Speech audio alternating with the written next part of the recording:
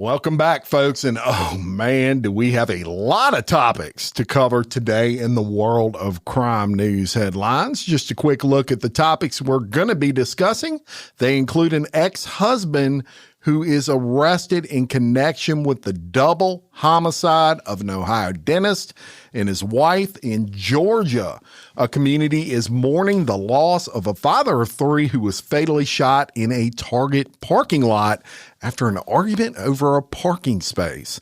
In Florida, a candidate for governor has caused an uproar nationally when he proposes an OnlyFans sin tax to help pay for government programs. Can't wait to get into that story.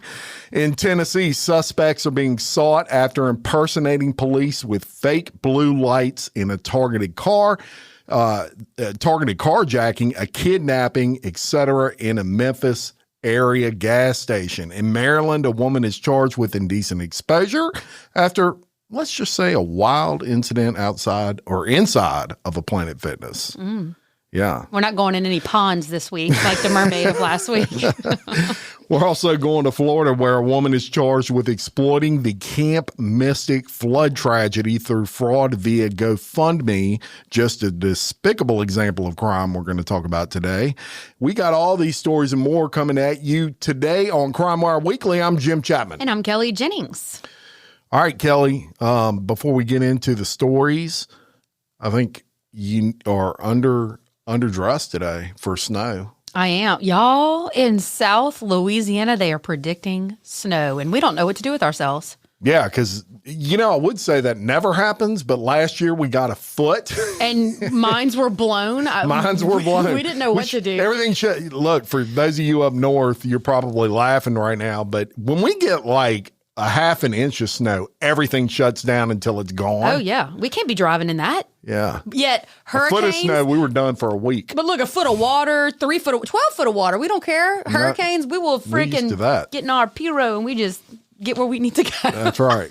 We go outside and have a party in a hurricane, but a little bit of frozen water, hell no. Yeah. Nobody can drive in that stuff around here. I don't even have clothes for snow. Do you?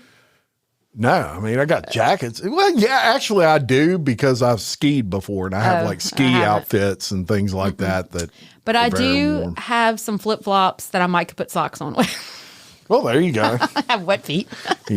Yeah, no doubt about it. Well, we'll see if it happens next episode. We'll fill you in on but it looks like they're predicting it and it looks like it's coming. Well, pray for my plants, y'all. A whole half an inch. My bottle brush is just now blooming. Yeah. Bring it inside. Or is it in the ground? Plant it. Oh, okay. So you don't put your stuff in big pots? I'm just going to go shovel it all up and bring it inside. Hey, I'll shovel it up for you. Wendy will shovel it up and keep it. Come on, Wendy. All right, let's go to Columbus, Ohio for this first story. And in a shocking development there's a shocking development in the tragic deaths of a prominent Ohio dentist and his wife. Authorities have actually arrested the woman's ex-husband on the murder charges. So Spencer Tepe, a dentist practicing in Athens, and his wife Monique. Now Spencer's 37, his wife Monique is 39. They were found shot to death in their home. This was on December 30th of 2025. The couple, who had been married for nearly 5 years, were just 1 month shy of their anniversary, and they left behind 2 young children who were unharmed and present at the home at the time of the killings. And when I say young children, I'm talking 1-year-old and 4-year-old in this case. Now, police believe the shootings occurred between 2 and 5 p.m. that morning, with 3 9mm shell casings recovered from the scene. The bodies were discovered after concerned co-workers of Spencer's reported him missing from work. That prompted a welfare check. However, initially, police responded to the wrong address. That delayed the discovery of the bodies for about an hour. Upon correcting the error and entering the home, officers found the victims on the second floor, both dead with gunshot wounds, and it was obvious a violent confrontation occurred. Michael David McKee, 39, is Monique's ex-husband. He was taken into custody on January 10th in Rockford, Illinois.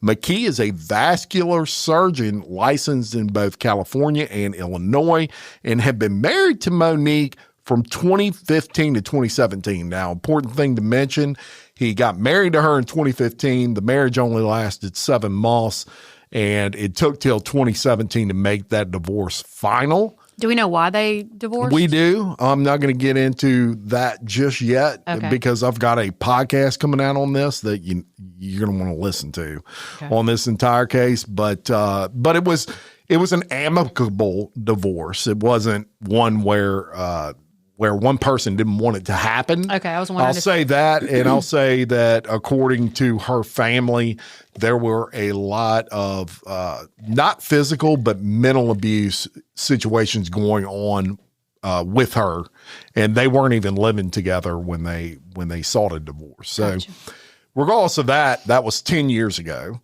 And he is now facing 2 counts of murder. Now, investigators linked McKee to the crime through neighborhood surveillance video, captured a vehicle arriving at the scene before the homicides and departing after, and evidence confirmed McKee had possession of the vehicle around the time of the incident.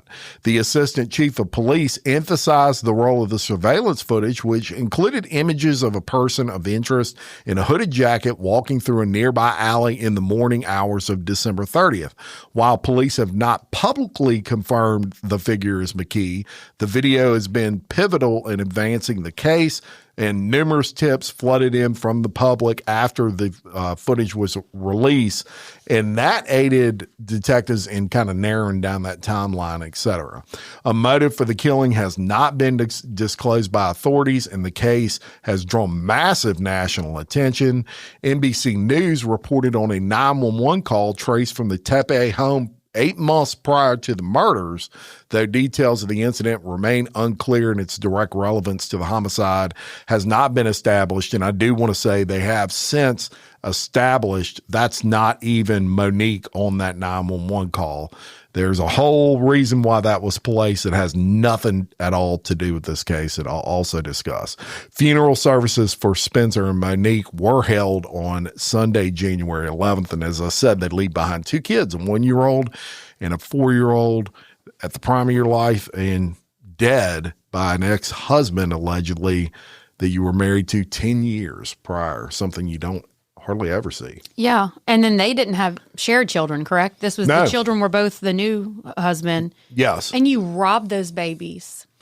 You robbed the babies. Robbed those babies. It's an interesting case in that. And the babies were home, correct? So, isn't that what it said? Babies were home. Yeah. So, he went in with zero regard for these children. I mean, murder their parents. If he even knew they existed. I'm sure he did. If you're willing to go kill somebody, you're very invested in them. I have that feeling. Yeah. I mean, I don't know, but I would assume if I'm willing to go plan the double homicide that I know about them. Well, he probably did. Probably saw them on Facebook. And, that's the one thing with social media today. You can keep track of an ex-spouse. But the strange thing with this case is that in that 10-year time frame, since they've been divorced over a decade, in that 10-year time frame, there is no evidence that has come out that they've even come across each other.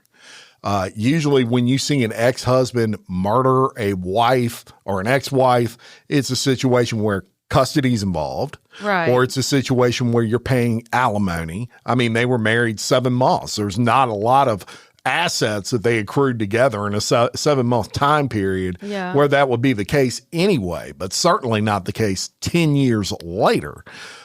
Usually there's a trigger somewhere. Now, he lived states over from these people at this point in time. And he has not lived in Columbus for quite a while. So he traveled multiple states to go do this? Well, he's born in Columbus, Ohio area, and that's where he's from. And so the thought process is there's a possibility he was already in town because his parents lived there. He just didn't live there, but it's right after Christmas. It's right before New Year's. You're probably in town for Christmas with your family. I mean, and you would think 10 years property settlements already been handled. I mean, there's nothing that would have. There was not even that. They didn't even have property together. I'm just trying to figure out what hits you 10 years later that you're like. Something triggered. You got to go. Yeah, and that's what we're trying to get down to. Sometimes you get triggered just by seeing someone. And I'm saying if you're crazy, not if you're a normal person, but there have been cases where people have been divorced for quite a while, and they come across each other just in passing, and something is triggered. This is just not your normal case because this guy was not your normal person. He's a freaking vascular surgeon. And he got a jaw on him, son. Look, he looks like he's in a Disney movie. Mm-hmm. He's like got the Gaston jaw going on. Yeah, I don't get it. It's so strange. A 10-year gap and then to go, but the babies are new. And maybe that was it. Like these babies are newer to the thing, and maybe he's mad that she moved on. Not only that, but now she's had children with someone else. I don't know. I'm guessing. How bizarre. Yeah. Absolutely bizarre. And those poor children, because you can look at these two and they're in love and they have these new babies and then won't get to see them grow. That's sick. Yeah, it is. And a lot of people have asked about the children. They are with family now that, she had siblings and those siblings are with them now. And so they're not with, state care or anything like that. Thank God. Right. But certainly doesn't replace your parents. Absolutely.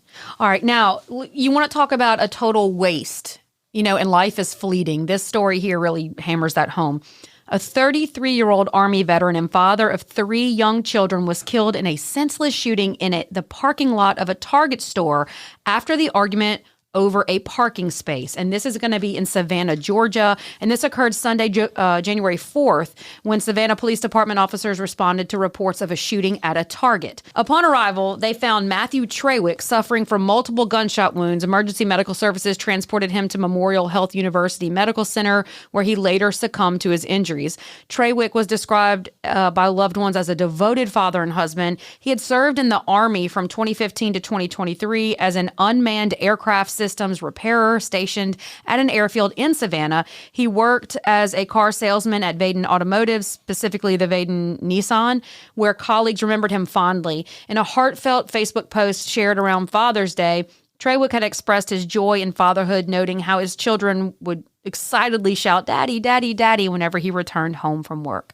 Police identified the suspect as Tyler Edwin Lynn, 30 years old, and he had remained at the scene after the shooting, but was then taken into custody when they got there. He faces charges of murder and aggravated assault. The Chatham County Detention Center is holding him, and the case has been transferred to Superior Court following an initial appearance, and it's not clear yet if the two men knew each other prior to the confrontation, although authorities have indicated the dispute stemmed from an argument over a parking spot, possibly involving a handicapped or compact space, according to some witness accounts. The Savannah mayor condemned the tragedy on social media, saying, "Our hearts go out to the family and the loved ones of the victim. No disagreement over a parking space or anything else should ever end in the loss of life." And he described the incident as needless, unnecessary gun violence, and called for community reflection on escalating everyday conflicts. In the aftermath, friends and family launched a GoFundMe campaign to help support Trawick's wife, Michaela, and their 3 young children. He was the sole provider for the household, and the fundraiser describes this loss as unimaginable, but it's raised significant support to help with emotional and financial hardships during this time. And Trawick is remembered as a dedicated veteran, a family man, and hardworking individual whose life was tragically cut short over something as ordinary as a parking space. And we do want to give a shout out here to listener Jill Baxley for bringing the story to us. Jill, I appreciate you reaching out and sending it to us. This one is for you, and we are thankful that you thought we should cover this. Right. And let me say a couple of things on this, but obviously it goes without saying, totally senseless. Dumb. Parking spot is not worth your life. I understand it can be frustrating for someone to park in a handicap when they are not handicapped.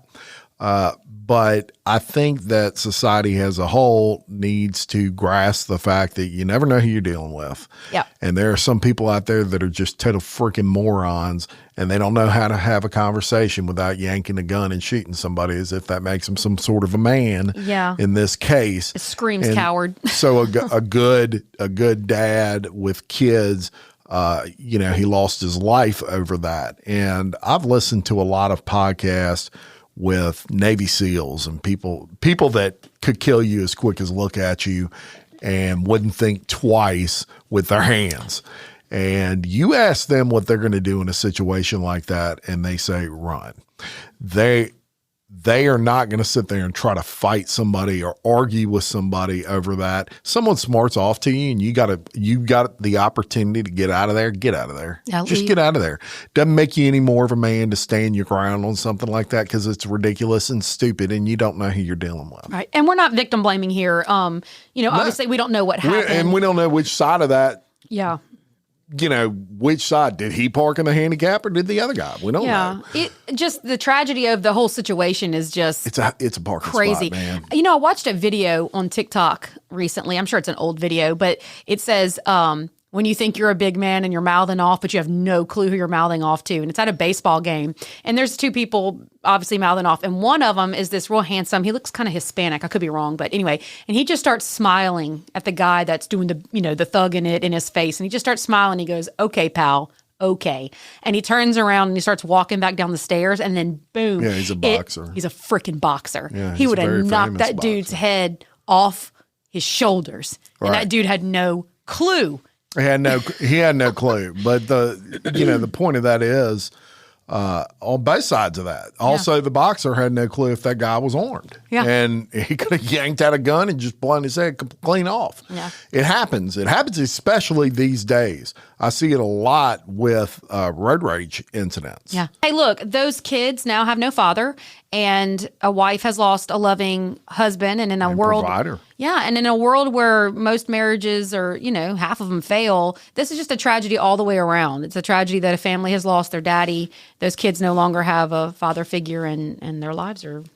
All right, let's go to Florida, and they've got some people pissed off in the OnlyFans industry. Wait till I tell you about this.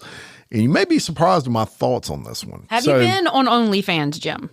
I have been on OnlyFans. Do you have a For research. For research purposes only. Research purposes only. I hear that. Had a case I was doing, and I had to check it out. I hear you. Yeah. I've never... Then I realized they billed me, and I was like, oh, shit. I need to not. Wait a minute. I had to pay for this video? I've never been on it. I'm going now, guys. Right now. Well, we're going to get to Florida, and I'm going to tell you about a Republican candidate vying to succeed Governor Ron DeSantis in Florida's 2026 gubernatorial race, and he has sparked widespread controversy with a bold proposal to impose a 50% what he calls a sin tax on earnings from a subscription platform, OnlyFans, targeting what he called online debauchery. How you like that? James Fishback, a political newcomer positioning himself as a conservative voice, unveiled the plan in a January 12th, 2026 interview on a right-wing YouTube channel. He described the tax as the first of its kind measure to be pushed into his first year as governor, arguing it would both deter young women from creating adult content and generate hundreds of millions of dollars in revenue for education, crisis pregnancy centers, and other initiatives. Quote, "If you are a so-called OnlyFans creator in Florida, you are going to pay 50% to the state on whatever you call 50 earned, yes, 50% sin tax earned via on that online platform," Fishback stated. He framed the policy as a moral imperative, saying it is just called a sin tax because it's a sin. Number one, the purpose of a sin tax in economics is to disincentivize and deter behavior. Fishback added he does not want young women who could otherwise be mothers raising family to sell their bodies to sick men online. The proposal drew immediate backlash, including a sharp response from an OnlyFans creator named Sophie Rain, who is one of the platform's top earners. Fishback directly tagged Rain in a post saying, "Hey, Sophie Rain, pay up or quit OnlyFans. As Florida governor, I will not allow a generation of smart and capable young women to sell their bodies online." Rain fired back sarcastically on X, calling the idea the dumbest thing I've ever heard of, and suggesting Fishback was a, quote, clout chaser, motivated by attention rather than policy. In an interview with Where the Buzz Is, she dismissed the proposal outright, noting she has lived in Florida her entire adult life and has never even heard of this guy. Florida has no state personal income tax, relying on sales tax, property tax, and other levies, which has made it attractive to digital entrepreneurs and content creators, including many on OnlyFans. Implementing a targeted 50% tax on a specific platform earning would be unprecedented and faces significant legal and practical hurdles, including questions about enforcement, the definition of OnlyFans income, and potential constitutional challenges. Yeah, so I have some questions here. And again, I'm not attacking anything moral right now. I'm just looking at the tax. Mm-hmm. I'm curious. So if you film yourself having sex, then it's okay and we'll tax it 50%. So does that mean that if a prostitute on the street just films it, then it's okay now? No. As long as she just creates an OnlyFans, why not? It doesn't make her, well, because you're a prostitute. What do you... These people aren't prostitutes. They're getting paid to have sex, right? No, not necessarily. Some of them don't have sex. Just toes and peanut butter? Some of them are just nude. Oh. Some of them don't have sex. No, and this is absolutely freaking ridiculous. I'm not... I mean, first of all, the government regulating anything, in my opinion, is a bad thing as it relates to someone's business. And it's not a morality thing for me. Are any of them having sex with a man, like on film, on OnlyFans? Sure, some of them are their husbands. Yeah, so why is it he just attacking women? What about the men?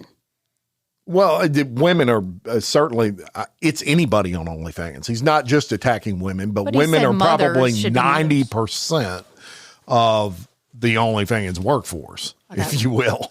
I'm sure they make up the vast majority. I'm sure a lot of men on there too, but it's probably 7 to 10. I'm not well versed on OnlyFans. I'll just come out here and say that. So I don't really know. I'm not either, but I can tell you that I just don't like that that you would employ a 50% tax on anything.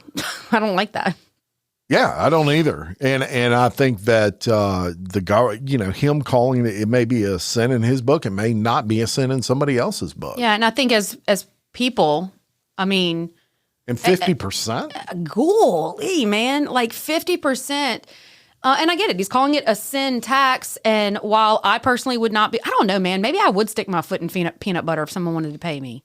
Look at my toes if you're watching. I don't think these dogs look at it. Do these dogs need to be on OnlyFans? You let a girl know. I'm just playing.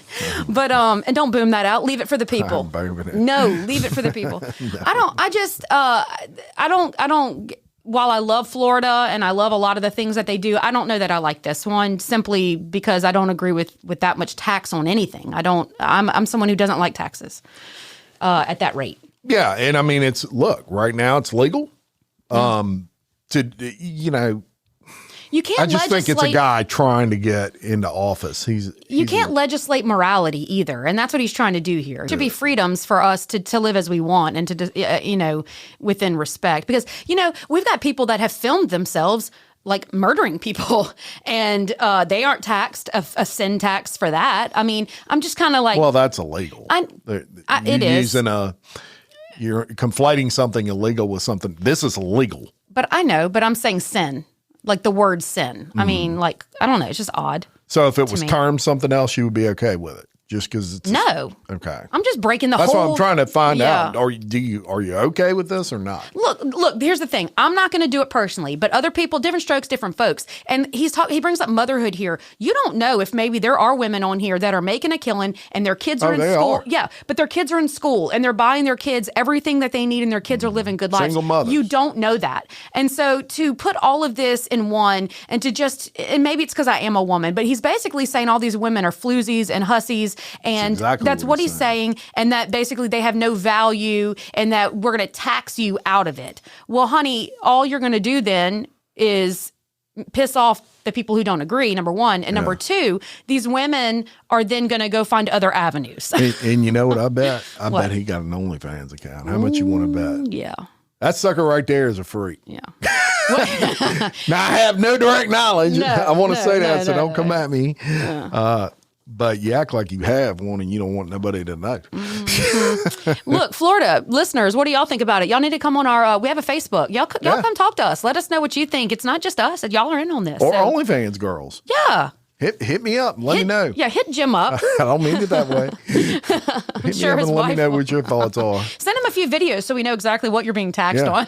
All right, let's move on to something a little less, I guess, laughable, but this is scary. So we're going to go to Memphis, Tennessee, and authorities in Shelby County are searching for multiple suspects who posed as law enforcement officers using fake red and blue emergency lights to pull over, carjack, and briefly kidnap a man in a calculated, targeted attack this past Sunday.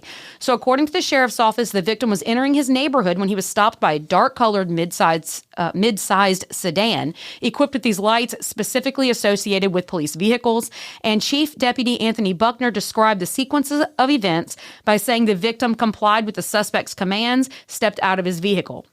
He was then allegedly attacked, forced back into his own car, and driven to his residence by 2 suspects out of an estimated 3 that were in total that were involved. And the suspects are believed to have known the victim personally, leading investigators to classify the crime as targeted rather than random. The victim managed to escape from the suspects later that evening, which means they spent some time together, and sought help at a nearby business. Witnesses who observed the suspicious traffic stop promptly called 911, prompting a response from deputies. A pursuit ensued on the highway involving the vehicle that contained the kidnapped man. The suspects remain at large, and the dark-colored sedan used to impersonate a law enforcement vehicle has not been recovered. No descriptions of the individuals have been released publicly, and the victim's identity is being withheld for privacy and safety reasons. This was not a random act, Chief Deputy Buckner emphasized in his statements.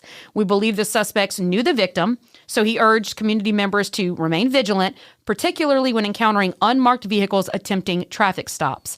In light of the incident, authorities have reiterated safety advice for drivers who suspect they may be being pulled over by a potential imposter. Drive to a well-lit public area such as a fire station, police precinct, or busy business. Stay inside the vehicle and call 911 to verify the legitimacy of the stop.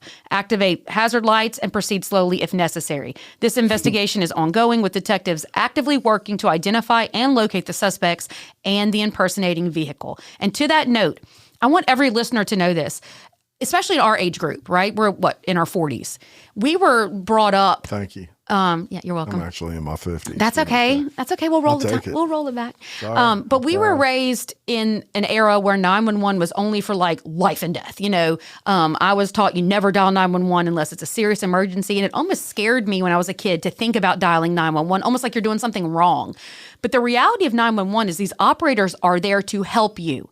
And if you're afraid, or let's say you're pulled over on a desolate road even, let's say it's a legitimate cop pulling you over on a desolate road, you can slow down so it doesn't look like you're being chased, dial 911 and tell them, hey, can you tell the officer I'm pulling over at a Walmart or something like that? They will.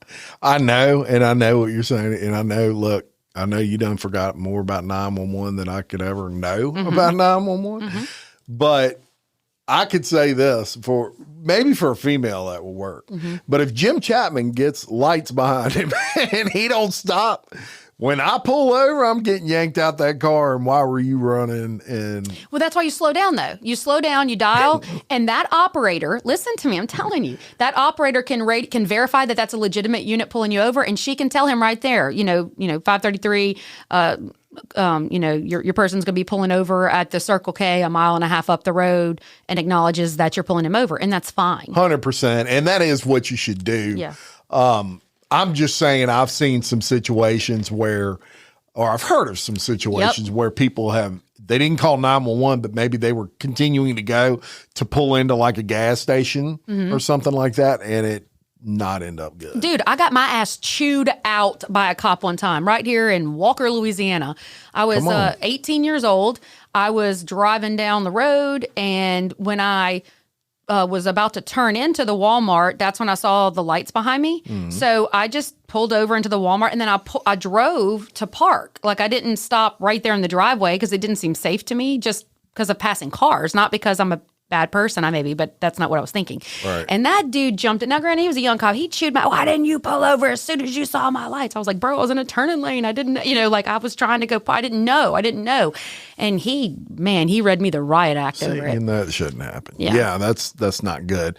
And, in this situation, the scary thing is they had blue lights. Yeah. And blue lights are, for those that don't know, if you're rolling red and white lights, that's okay. You're not a cop. Mm-hmm. Cops only roll blue lights. And so if you see blue lights, it's indicative of a cop, typically a police officer. Mm-hmm. But in this case, not. You can buy anything on Amazon. Still get them. Yeah, you can still get them. So just heed Kelly's advice. That's the best advice you could give.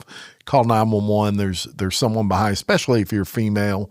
Yeah. 99% of the time it's a cop. Yeah. But it only takes that 1% for things to go awry. Like this. Yeah. Like this situation. Yeah. So. And we're friends. You and I both. We're friends with a lot of cops. Mm-hmm. And even if, especially we think about young drivers, young girls, you pull over a little bit further down the road. You're not running. You pull over. Most of these gentlemen, have kids or recognize the fact that, we're in a different environment today. And it's okay to protect your life and to feel safe in the interaction. Just be smart about it. Don't take off and don't be crazy. Yeah. I agree. All right, let's go to Prince Frederick, Maryland. I've never heard of that. Me neither, but it sounds like a great place. I just would be careful if you were going to Planet Fitness in that area. You don't have to worry about that. Well, a 47-year-old woman identified as Heather Marie Gross. That's a great last Heather name for this story. With no fixed address. Is facing misdemeanor charges following alleged act of public masturbation at a local Planet Fitness gym. Hey everyone, CrimeWire Weekly has moved to its own new channel. We hope you've enjoyed this preview. To continue listening, please follow the link referenced in the description of this podcast. Or simply search CrimeWire Weekly wherever you're listening. And don't forget to follow the show so you can be alerted when new episodes drop. Thanks for listening.